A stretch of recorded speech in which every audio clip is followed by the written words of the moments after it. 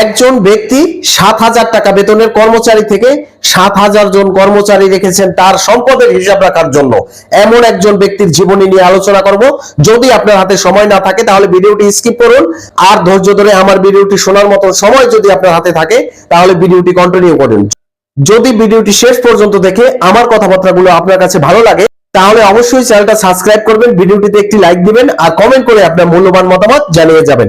হ্যাঁ প্রিয় দর্শক, বাংলাদেশের অন্তর্বর্তীকালীন সরকার ডক্টর মোহাম্মদ ইউনূস কিভাবে গ্রামীণ ব্যাংকের 7,000 টাকা বেতনের কর্মচারী থেকে বর্তমান সময় এই সম্পদের পাহাড় গড়ে তুলেছেন, সেই সকল বিষয় নিয়ে আলোচনা করব অভি নিউজ ইউটিউব চ্যানেল তথা আজকের বাংলাদেশ ফেসবুক পেজের নিয়মিত আয়োজনে। থাকুন আমাদের সাথেই।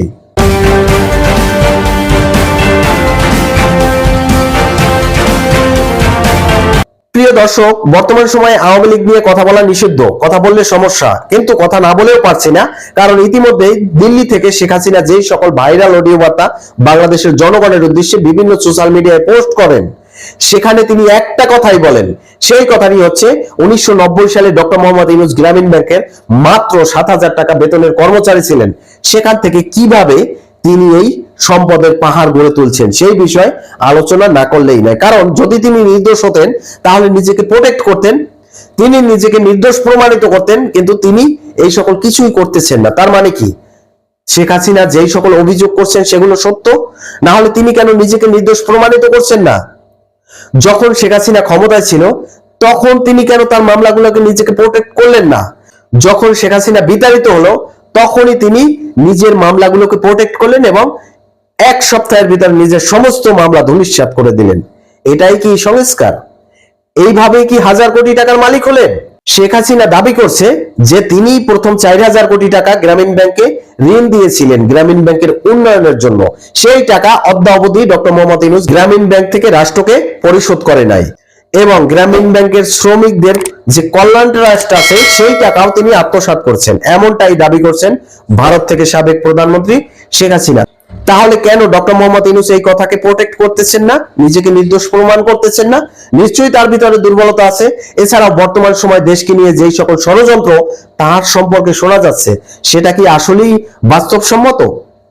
সেটা নিজের বিবেকের কাছে প্রশ্ন করুন। কিভাবে চট্টগ্রামে গিয়ে তিনি জনগণের উদ্দেশ্যে যে প্রেস ব্রিফিং করলেন সেখানে তিনি স্পষ্ট বলে দিলেন যে কোনো পরিস্থিতিতে বাংলাদেশের এই পোর্টকে বিদেশিদের হাতে তুলে দিতে হবে। আচ্ছা, আমার একটা কথা, আপনি কে এই পোর্টকে বিদেশিদের হাতে তুলে দেওয়ার? আপনি অন্তর্বর্তীকালীন সরকার, দেশের বিপদকালীন সরকার। এই দেশের কোন জিনিস হস্তান্তর যোগ্যতা কি আপনার আছে? কিভাবে করবেন আপনি? তাও বাংলাদেশের কোন রাজনৈতিক দলের সাথে আপনি কোন রকমের আলোচনা বা পরামর্শ না নিয়ে মায়ানমারকে মানবিক করিডোর দিতে চাচ্ছেন কিভাবে? আপনার কি এটা দেওয়ার এখতিয়ার আছে? কোন রাজনৈতিক দলের পরামর্শ ছাড়া, আলোচনা ছাড়া আপনার নিজের যেটা ইচ্ছে করে আপনি সেটাই করতেছেন। কিভাবে আপনি সেন্ট মার্টিনকে আমেরিকার হাতে তুলে দেবেন, এটার অধিকার কি আপনার আছে? এই সকল কিছুর প্রলোভন দেখিয়ে বিদেশিদের হাত থেকে যে আপনি টাকা ইনকাম করেন নাই বা টাকা আত্মসাৎ করেন নাই সেটা কি প্রমাণ আছে? না হলে কেন আপনি দেশের এই ক্ষতি করতেছেন? ডক্টর মোহাম্মদ ইউনূসের শাসনামলেই মৃত্যুদণ্ডপ্রাপ্ত রাজাকার আসামি বেকসুর খালাস পেল এবং তিনি বর্তমান সময় বুক ফুলিয়ে বাংলাদেশের বুকে হাঁটাচলা করছেন। এছাড়াও আপনার শাসনামলে স্বাধীন বাংলাদেশের জাতীয় সঙ্গীতে বাধা প্রদান করলো জামাত ইসলাম এবং বাংলাদেশের চিহ্নিত রাজাকার গোলাম আজম এবং নিজামীকে নিয়ে স্লোগান দিল গোলাম আজমের বাংলা, নিজামীর বাংলা। এগুলো যে করলো আপনার শাসনামলে, তাহলে আপনি কি এর থেকে কোনো সম্পদ ইনকাম করেন নাই জামাত ইসলামের থেকে? কেন বলবো না এই কথা? না হলে আপনার শাসনামলে কেন এরকমের দুর্নীতি হচ্ছে? কেন বাংলাদেশের মানুষ নিরাপত্তাহীনতায় ভুগছে? কেন বাংলাদেশকে বিক্রির চলনা হচ্ছে? কেন বাংলাদেশকে নিয়ে ষড়যন্ত্র হচ্ছে? এই কথাগুলো বলতে বাধ্য হচ্ছি, জানি এই কথাগুলো বললে আমার উপর যে কোনো রকমের বিপদ আসতে পারে। আমি মব জাস্টিসের শিকার হতে পারি, আমি যে কোনো সময় মারা যেতে পারি।